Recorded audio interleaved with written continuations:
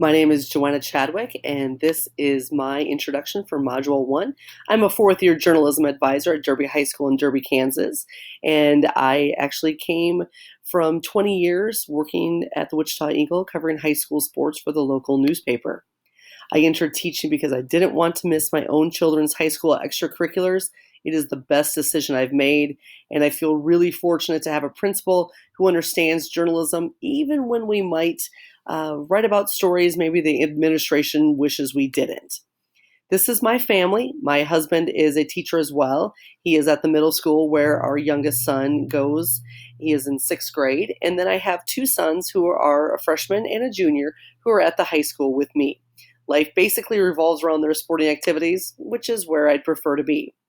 So delving into politics and the influence on schools, uh, the history, according to the reading, was very clear that teachers were forced to vote for certain board members, and that, you know, if you took action based on politics, it would likely put your job in jeopardy, and it would have affected you even outside of the school. And the politics have stepped in and focused on outcomes and test scores.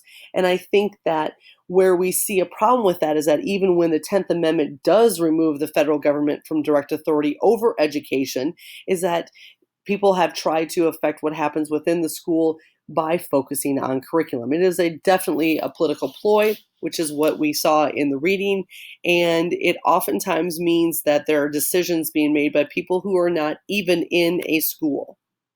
So the problem with putting so much focus and emphasis on outcomes is we tend to lose the connection with students. There is a real advantage to being able to connect with our students to find out who they are and what they need and what is going on in their lives and what their backgrounds are. But we've got to be able to connect the two, the outcomes with those relationships.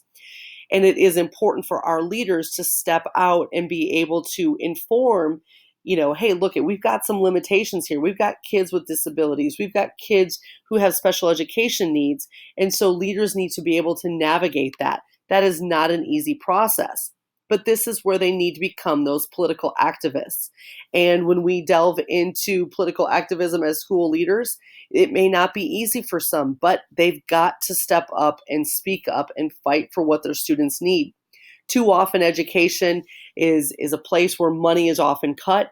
That's got to change, and leaders can affect that sort of a change. And so they can point out, hey, it's not just test scores. We know these kids, we're connected with them, and so they have a better understanding of what is going on in and out of the classroom. Politics can have a negative effect on the school. School leaders, with their up close understanding of what's going on in school, really provide a balance, and we need that. All of us have the goal of success for our students. Strong leaders can really understand how to walk that line. For myself, political influence is definitely a concern even within my classroom. I worry about the fact that our current president speaks about the press as enemy of the people. There's no doubt that that is filtered down into local communities. And so I worry about, will someone step up and say something about what my students are doing in newspaper and yearbook? We also have school board members who have students within the school. And while I don't let that affect my teaching, I'm going to teach every kid the best way that I can. There's no doubt that it's still in the back of my mind. And I think that there's another area where politics have stepped in, is that we're looking at outcomes. We're looking at, hey, we want these kids to be ready for the future. Absolutely, that's our goal. But I think sometimes we push too quickly on getting them to be adults and having them settle on a career right away. And some kids that is okay for. And that's where the Butler College Academy really works well for them. But at the same time, I see it stepping in and sort of hindering the other parts of being a teenager before you do become an adult. When I look at how our school handles inclusion, I'm very pleased with how we do that. And I think that that's important, because coming from a non-leadership position, what I see is administrators who are focused on the student both personally and academically. We've got to have higher expectations for our kids.